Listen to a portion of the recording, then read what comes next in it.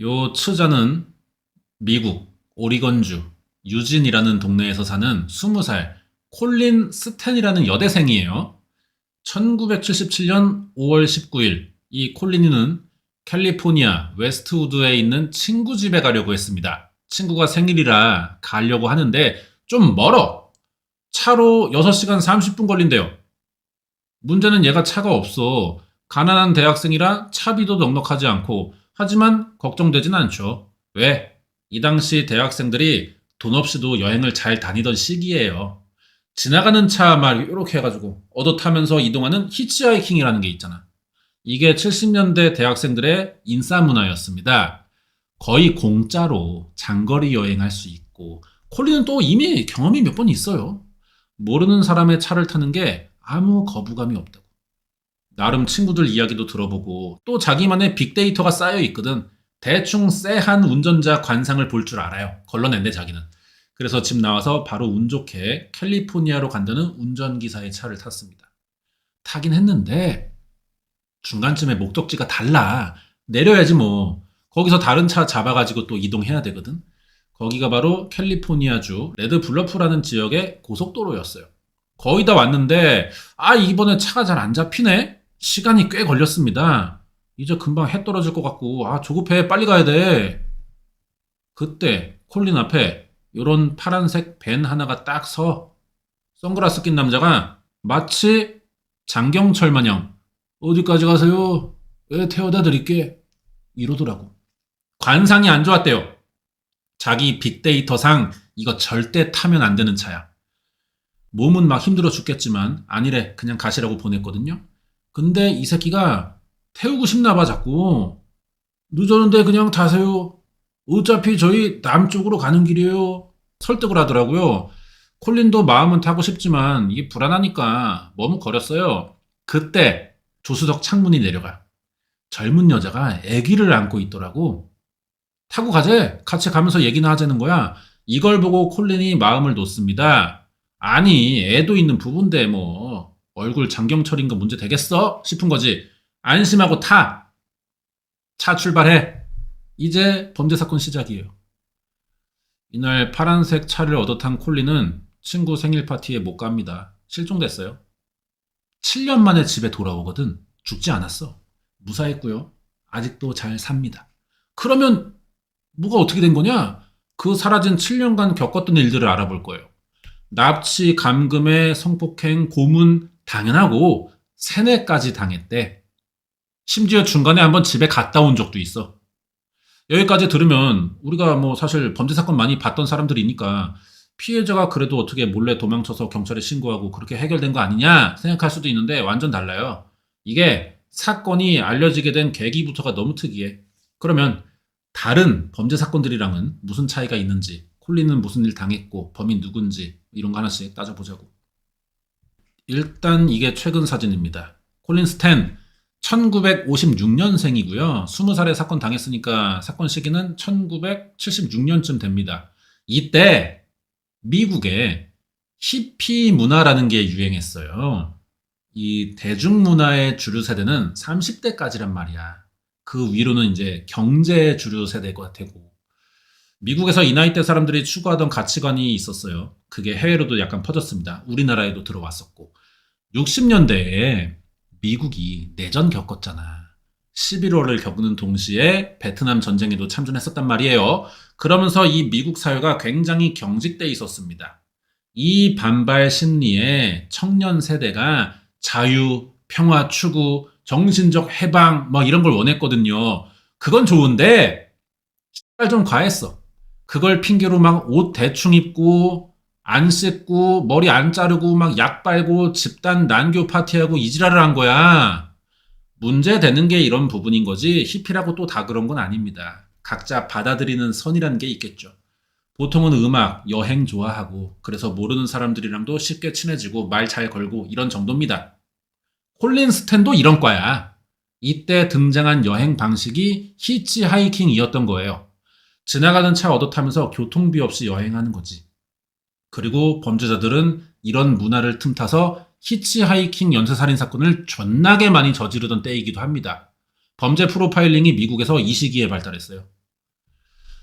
이날 콜린이 얻어 탄 파란색 벤에는 카메론과 제니스 후커 부부가 타고 있던 거죠. 그리고 둘이 낳은 애도 있었고. 콜린은 애까지 있는데 무슨 일이 있겠어 싶어서 탄 건데 그게 함정이에요. 한참을 운전해서 가다가 운전수인 그 장경철 카메론이 이 근방에 예쁜 호수가 있대. 그거 좀 보고 갈래니? 우리 애한테도 좀 보여주고 싶은데 아유 너무 좋은 데라서 그냥 못 지나가겠다는 거지.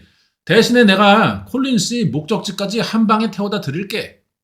그럼 중간에 다른 차를 또 잡을 필요도 없잖아요? 안 그래요? 뭐 이래요? 콜린은 빨리 가가지고 막 친구 케이 얼굴에 바르고 막 이런 생각 나는데 부모가 막상 애를 들먹이잖아요. 어떻게 거절해?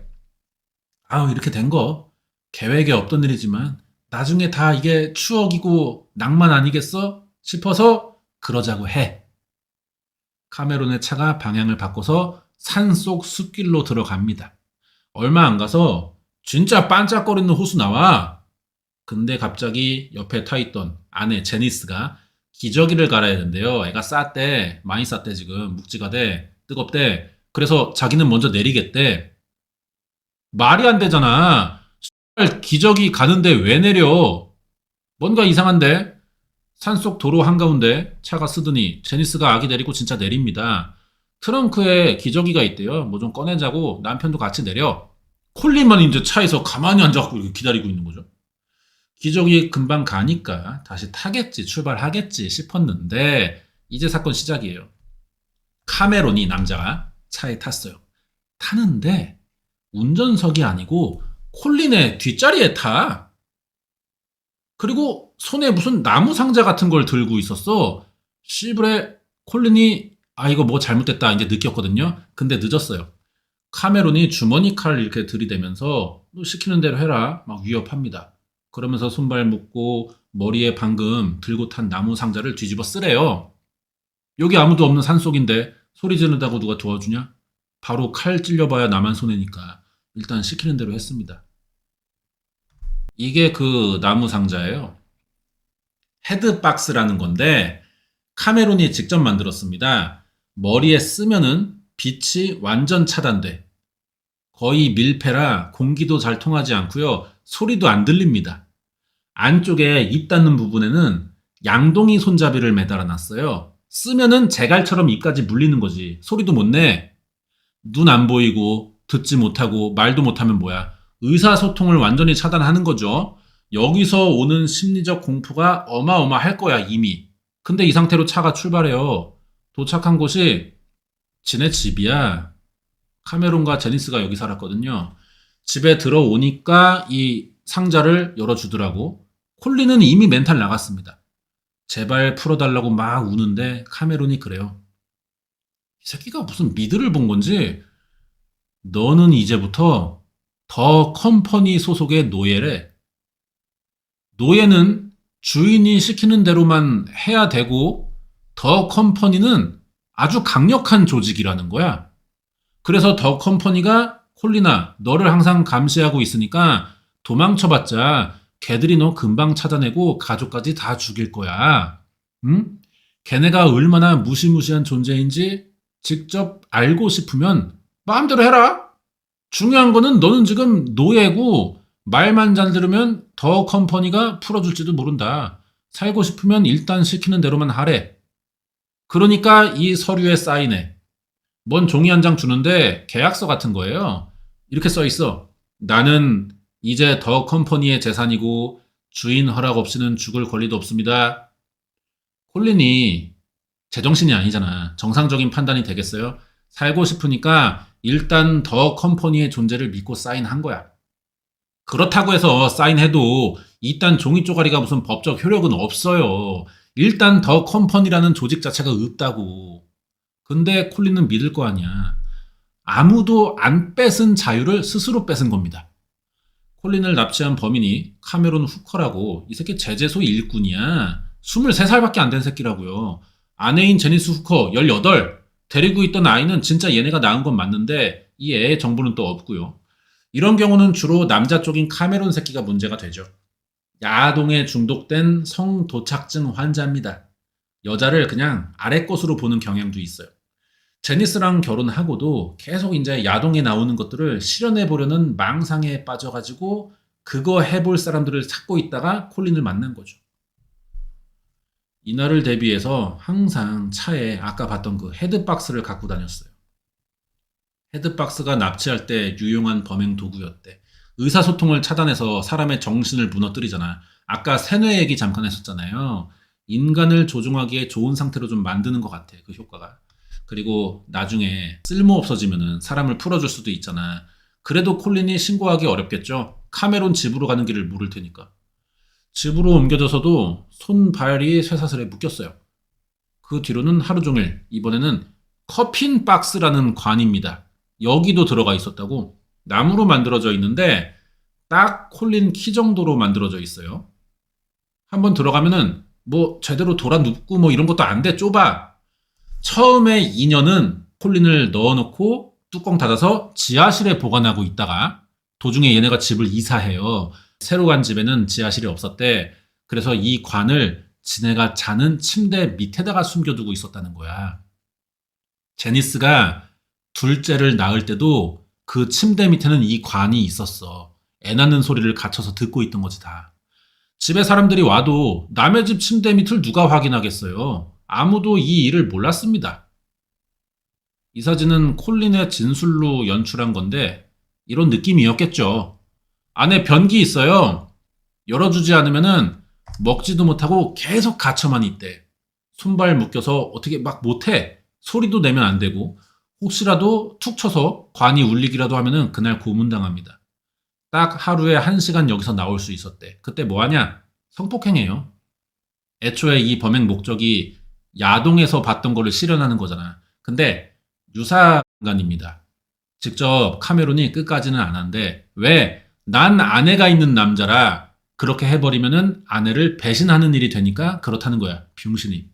대신에 온갖 도구들을 사용하는 거죠. 대충 이런 식인 거예요. 이렇게 쇠사슬에 묶어놓고 물고문, 전기고문 이것저것 넣었다 뺐다 막 카메론이 심하게 가학적인 새끼야. 그러면서 이 말을 꼭 한대. 지금 내가 너한테 이렇게 하는 거는 아무것도 아니다. 더 컴퍼니는 더 빡센 애들이고 그나마 여기에서 우리랑 있는 걸 다행으로 알라는 거죠. 이미 콜린은 정상적인 판단이 어려운 상황이니까 더 심한 걸 겪고 싶지는 않을 거 아니야. 이게 최선이라고 생각했어요. 도망갈 궁리도 안 했어. 생각을 하는 것도 체력 소모가 되잖아요. 근데 몸이 너무 힘드니까 뇌가 생각을 멈춰요. 체력 아끼려고. 살기 위해 본능적으로 이렇게 맞춰가는 거죠. 상황을 순응하는 거지. 이 순간을 카메론이 귀신같이 눈치채고 관을 열어줍니다. 이제 나와서 살으래.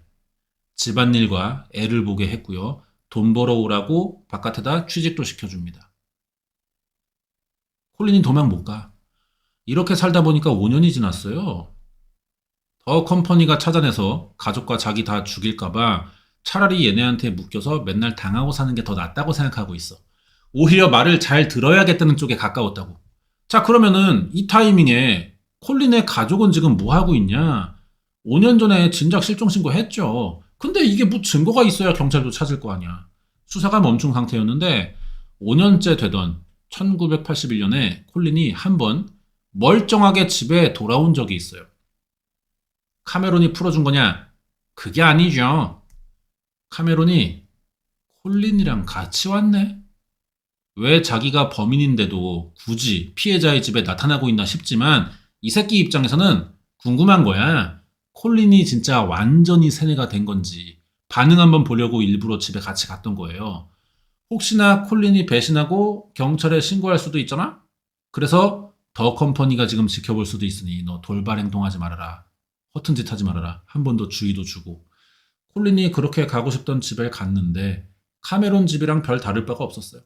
여전히 감시받고 갇혀 사는 느낌이었다고. 부모에겐 카메론이 남친이라고는 했어요. 둘러댔어. 더 컴퍼니에게 들킬까봐. 그리고 그동안 이 새끼 집에서 잘 살고 있다, 건강했다 이렇게 얘기도 다 둘러대. 근데 말투나 표정이 부모가 눈치 못 챌 리가 없잖아요. 우리 앤데. 무슨 일이 있다는 거 바로 알죠. 처음에 부모는 사이비 종교 같은 데 빠진 줄 알았어. 이런 거는 괜히 반대하고 나서면은 아예 더 반발심 들어서 안 돌아올 수도 있으니까 일단 모른 척하고 넘어가 주기로 했대. 먼저 말 꺼낼 때까지. 5년 만에 딸이 집에 왔고 이상한 거 뻔히 보이는데 이것저것 물어볼 수가 없는 거야. 이걸 자제력이 좋은 사람들이라고 봐야 될지 여러모로 대단한 것 같긴 해요. 카메론도 은근히 막 눈치 주죠. 콜린 압박하고 일단 부모 봤으니까 다시 슬슬 돌아가야죠. 결국 콜린은 아무 말도 못하고 카메론에게 다시 끌려갑니다. 이제 또 그 집에서 성욕 담당관, 육아 담당관, 가사 담당관, 노동 담당관으로 사는 거야. 이렇게 3년이 더 지납니다. 1984년 8월. 이제는 익숙해. 7년 차거든. 콜린은 근처 모텔에서 청소도 하고 있었어요. 카메론이 취직시킨 거고. 당연히 월급은 다 이 새끼 통장에 들어가죠. 콜린은 한 번도 돈 받은 적 없어요. 그냥 남을 위한 노동 기계로 일하면서 살았는데 어느 날 모텔로 사람이 찾아옵니다. 누구게? 카메론의 아내인 제니스라고. 제니스가 일하는 콜린 잡아 세우더니 충격적인 말을 해요. 야, 콜린, 너 잘 들어. 더 컴퍼니는 존재하지 않아. 그거 다 내 남편이 지어낸 거야. 너 속여서 도망 못 가게 하는 거라고, 이년아. 아니, 이제 와서 뭔 소리야? 얘는 카메론의 아내고 공범이잖아요. 그동안 옆에서 다 돕고 있다가 왜 이제 와서 진실을 왜 알려주냐고. 여기가 좀 얼탱이 없는데, 제니스가 이러는 이유는 며칠 전 카메론에게 들은 말 때문이었습니다. 카메론이 콜린을 두 번째 아내로 삼고 싶으니 이제는 셋이 같이 부부로 살재. 카메론의 입장도 이해가 안 가요. 심각한 범죄를 저지르고 있지만 지금 자기 원하는 대로 다 되고 있잖아. 굳이 콜린을 아내로 들인다 쳐도 그건 자기들끼리의 약속이잖아. 뭐 법으로 인정이 되냐고. 지금이랑 별로 달라지는 게 없어요, 사실. 뭐하러 이런 짓을 하냔 말이지. 왜 이럴까 생각해 보면은 지금까지는 카메론이 부부간의 의리를 지킨답시고 직접 콜린을 성폭행하지는 않았단 말이에요. 다양한 고문만 해왔어. 그러다가 이제 콜린 상태를 보니 제대로 세뇌도 된 것 같고 도망가지도 않잖아. 그래서 아예 두 번째 부인으로 삼아가지고 셋이서 한 침대를 쓰고 싶은 거야, 이 새끼가. 또 무슨 야동을 결제한 거지, 이 새끼 지금. 제니스는 그게 마음에 안 드는 거고 질투 같은 거 아니었을까요? 납치에 가두고 부려먹던 년을 나랑 동급으로 올려? 이게 짜증날 수도 있어. 혹시 그렇게 했다가 자기가 두 번째로 밀려버릴 수도 있는 거고. 이게 걱정된 제니스는 콜린을 정신 차리게 해서 도망치게 해주자. 그게 나에게 유리하다. 이런 판단을 했겠죠. 신기한 게 더 컴퍼니라는 조직을 7년간 믿고 있었잖아. 근데 이걸 제니스가 야, 다 구라야. 한마디 하니까 바로 최면 풀리듯이 깨어나 버렸어요. 이제 콜린은 벗어날 수 있겠다는 생각이 들었대. 이제 와서. 제니스가 우리 남편 눈치채기 전에 얼른 도망가라고 막 차비까지 쥐어줍니다. 이렇게 벗어나서 집에 돌아간 거예요, 7년 만에. 그래도 얘가 카메론을 경찰에 신고하진 않아. 콜린은 또 왜 이러냐는 건데, 스톡홀름 신드롬이 좀 있지 않았을까 싶기도 하고요. 어쨌든 강제라도 카메론이랑 매일 신체 접촉이 많았잖아. 말 잘 들으면 또 좋아해주고. 이걸 장기간 겪다 보니까 카메론에 대한 생각을 좀 해봤겠죠, 혼자서. 이 새끼는 어쩌다 이렇게 됐을까? 어릴 때 무슨 안 좋은 일이 있던 건 아닐까? 측은지심도 들고, 아니, 자라줄 때 보면 또 나쁜 새끼가 아닌 것 같기도 하고, 좀 여러모로 불쌍해 보이는 거야. 지도 피해자인데. 이게 아니면 보복당할까봐 걱정도 되고, 뭐, 제니스의 부탁일 수도 있겠죠. 그래도 지 남편인데 스스로 교화될 기회는 한번 줘라. 뭐, 이렇게 얘기했을 수도 있고, 콜린의 부모는 아무것도 모릅니다. 딸이 사이비 종교에 갇혀있다가 나온 줄로만 알아. 콜린 스탠도 7년이나 갇혀있던 사람치고는 티 안 나게 잘 살았어요. 그리고 집에 온 지 3개월 만인 1984년 11월 카메론 후커가 경찰에 체포됩니다. 콜린 스탠의 납치, 감금, 고문, 성폭행, 불법 무기 소지 뭐 이런 걸로 잡힌 건데요. 이게 콜린이 신고한 게 아니야. 얘야, 아내 제니스. 아니, 왜 남편을 신고한 거냐? 여기서 반전이 나옵니다. 제니스도 카메론에게 세뇌당한 피해자였어요. 이제 제니스 얘기를 좀 알아봐야 되는데. 1973년 15살 때 20살인 카메론을 만났어. 어린 나이에 카메론이 또 뭔가 또래 애들답지 않게 어른스러우니까 그게 멋있어 보였거든. 그래서 따라다니다가 사귀입니다. 제니스는 이렇게 만난 거라고 알고 있어요. 근데 카메론의 입장이 다르죠. 여자애가 좀 뭐 순진하고 얌전해 보이길래 좀 이렇게 이빨 털면은 속아 넘어가지 않을까 쉬워 보인 거야. 그래서 만나기만 하면은 뭐 좋은 소리 해준답시고 지 원하는 대로 생각하도록 만드는 거죠. 제니스 집안 얘기를 들어보니까요. 종교적인 가정이래. 그럼 보수적이고 결혼이나 뭐 성, 남녀 관계에 굉장히 전통적인 생각이 강하겠죠. 그걸 이용합니다. 카메론이 만날 때마다 대놓고 이래. 여자가 남자 지배를 받는 건 당연한 일이다. 그럼 남자가 너를 충분히 보호해 줄 수 있다. 특히 성적 지배는 부부 사이의 표현이고 신도 허락한 거다. 마치 사이비가 성경을 왜곡하는 것처럼 전통적인 남녀 관계에 왜곡된 해석을 해주고 있는 거야. 처음엔 제니스도 이 오빠 뭔 개소림 생각은 했는데 듣다 보니까 뭐 맞는 말도 있는 것 같고 뭐 크게 이상해 보이지가 않아 어느 순간부터. 오히려 새로운 해석처럼 들리는 거죠. 얼마 안 가서 카메론의 말을 믿기 시작해요. 이때부터는 콜린처럼 납치만 아닐 뿐이지 똑같습니다. 말 막하고 때리고 콜린이 당했다는 고문들은 이미 다 제니스가 겪어본 거야. 진작에 얘도 도망칠 생각을 포기했기 때문에 당하고 살던 거죠. 나중에는 뭐 별로 아프지도 않더래. 일단 애가 태어나서도 더 도망갈 수가 없고. 그러다 카메론이 말을 꺼내요. 이런 새끼들 특징이 뭐야? 지속성이 없어. 뭐든지 금방 실증내서 일도 오래 못하잖아. 그러니까 주로 술이나 약을 찾게 된다고. 도파민 때문에. 여자도 마찬가지고요. 약간 좀 사이코패스적인 것 같아. 제니스도 몇 달 갖고 놀다 보니 노잼 됐어. 새로운 여자를 데려오겠대. 이때 제니스의 눈이 살짝 이렇게 커집니다. 새로운 여자가 나타나면 자기는 벗어날 수도 있겠다 싶은 거죠.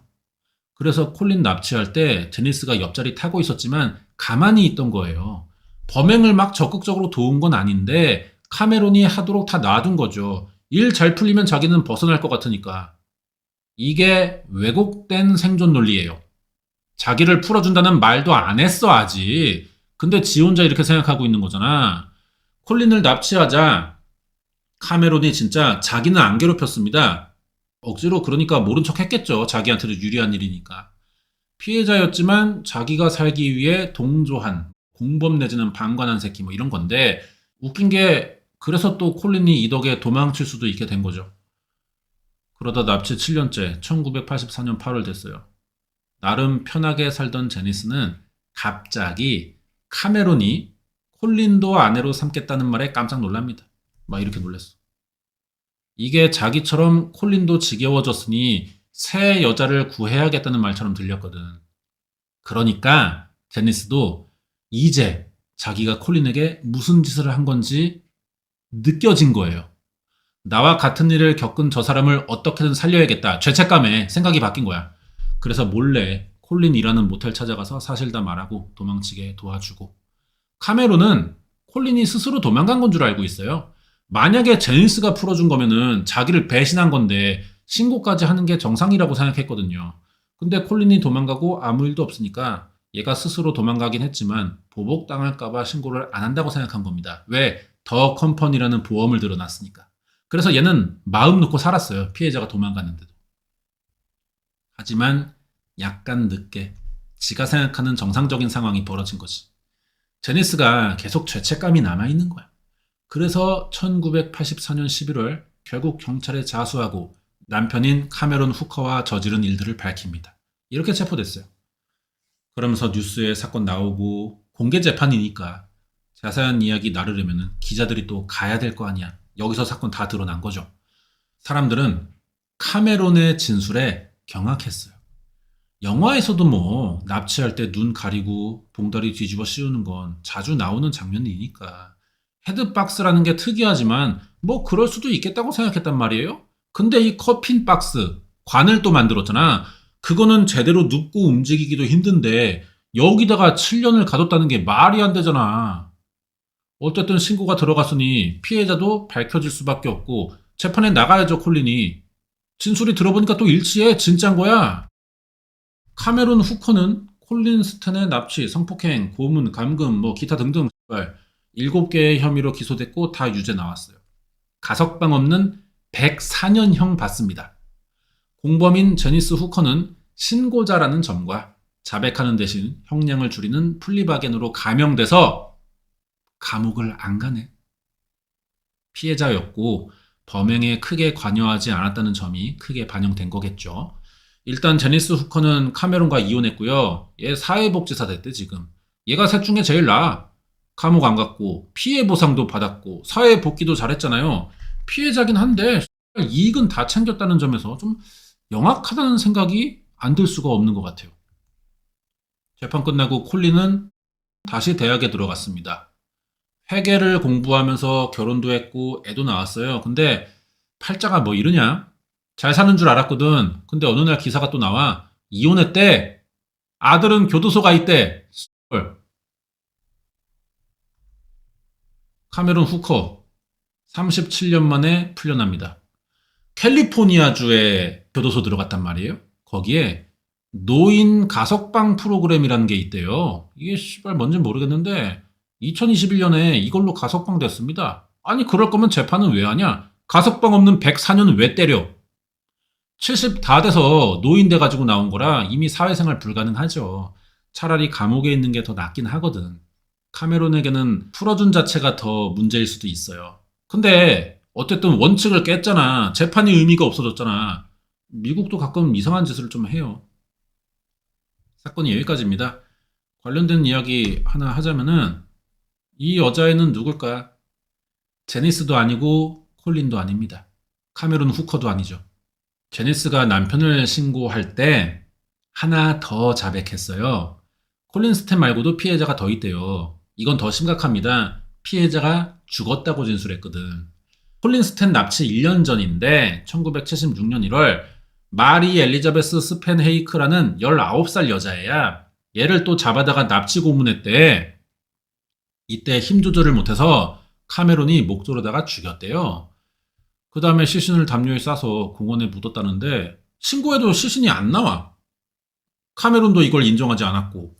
그럼 결국 남는 게 제니스의 진술뿐이란 말이에요. 증거가 없으니까 이거는 사건화가 안 됐습니다. 근데 엘리자베스 스페네이크 신원 조회하면은 실종은 확인됐어요. 시신이 안 나오고 있는 거라고. 이 여자를 제니스가 안다는 점에서 피해자는 맞아 보이거든. 콜린 사건 신고하는 마당에 굳이 거짓말을 새로 지어낼 것 같지도 않고. 시신을 왜 못 찾았는지 모르겠는데 이게 너무 오래돼가지고 제니스의 기억이 좀 흐려졌을 수도 있어요. 그래서 마리 스페네이크 사건은 이게 미제로 좀 남아있습니다. 이게 밝혀지지 않았어. 사건은 여기까지입니다. 다음 주에 또 새로운 사건 준비해서 올게요.